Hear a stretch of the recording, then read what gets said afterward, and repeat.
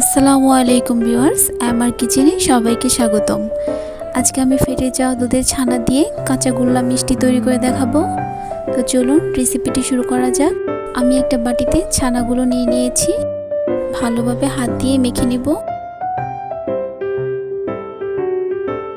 এর মধ্যে সামান্য পরিমাণ ময়দা দিয়ে দিব, তারপর ভালোভাবে মেখে নেব।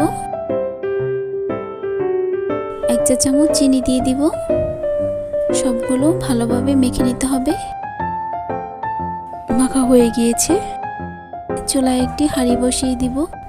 এর মধ্যে পরিমাণ মতো চিনি দিয়ে দিয়েছি, পরিমাণ মতো পানি দিয়ে দিব, 2টো এলাচ ও দারচিনি দিয়ে দিব।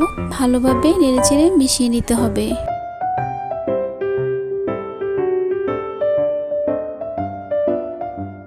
মিশানো হয়ে গিয়েছে, দেখুন বলক চলে এসেছে।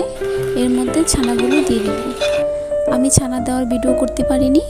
ছানাগুলো দেওয়ার পরে অনবরত নাড়তে হবে যেন তলায় না লেগে যায়। এটা যখন ঘন হয়ে আসবে তখন আমি চুলা থেকে নামিয়ে নেব। দেখুন এটা কতটা ঘন হয়েছে। হাতে কিছু পরিমাণ ঘি নিয়ে নিব, তারপর এগুলো দিয়ে মিষ্টি তৈরি করে নেব।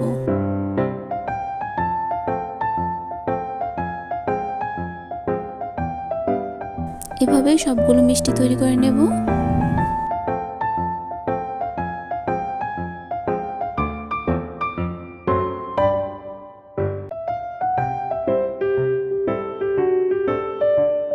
দেখুন কাঁচা গোল্লা মিষ্টি তৈরি হয়ে গিয়েছে।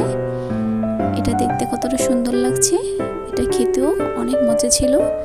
আপনারাও এভাবে বাসায় ট্রাই করতে পারেন।